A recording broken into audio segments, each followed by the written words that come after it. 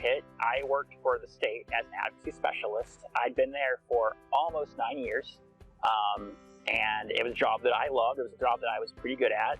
And when COVID hit, I had several months of just kind of sitting in the office, doing what work I could. A lot of my job had been going out in the community and training people on self-advocacy and self-determination.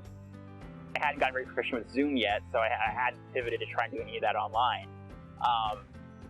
And then eventually, due to state budget issues, I believe largely due to COVID, my position was eliminated. So I was out of work in July of 2020. So that was a big hit. I was very invested in my job until I lost it. I hadn't realized how much of my the fabric of my being I'd made that work. And so that kind of took a bit of adjusting. And through that time being unemployed, People First was a big help in kind of having some structure to my life, having those monthly meetings, even if we weren't able to get much done because we were still meeting in person. Also during that, another structure was helping my parents out as much as I could, because my grandparents had moved in with them because there was concern of COVID and nursing homes and whatnot.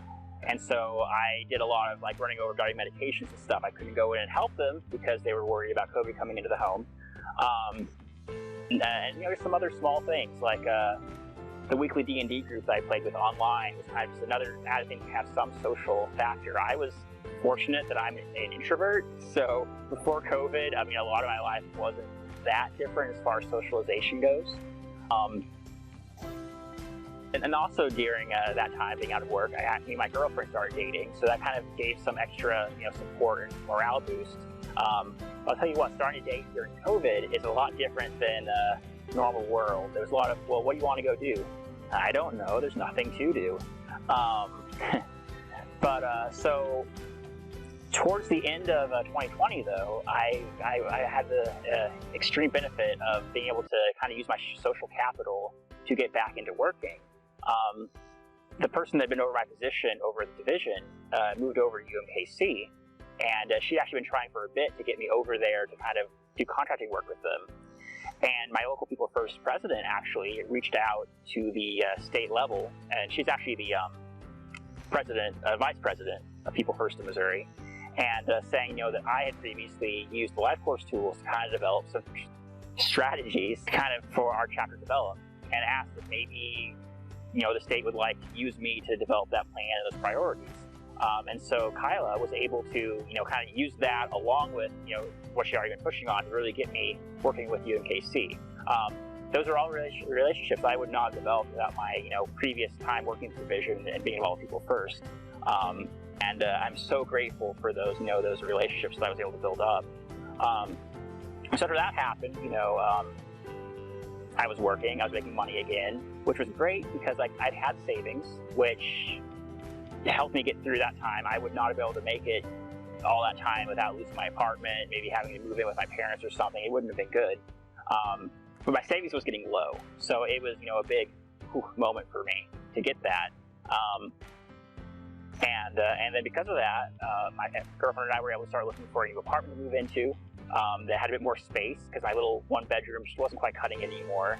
And since then, we've ballooned from not having any pets to having a hamster and 2 cats and a puppy. So we have a whole zoo going on there, which has, as COVID has continued on, it's been really helpful having just something else to focus on, something else to give some routine and structure to.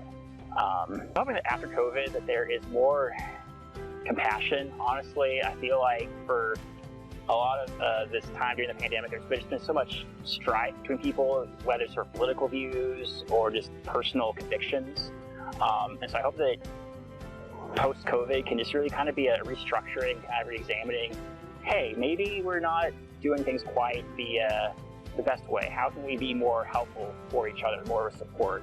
Because as tough as COVID has been, there has been a whole lot of people coming together trying to make things happen, despite all the issues going on. So I just hope that can continue.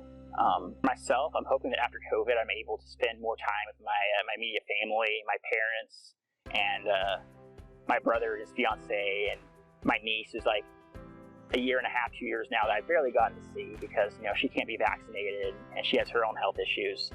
And Professionally, I'm just hoping to be able to continue on the course that I'm on right now with UMKC.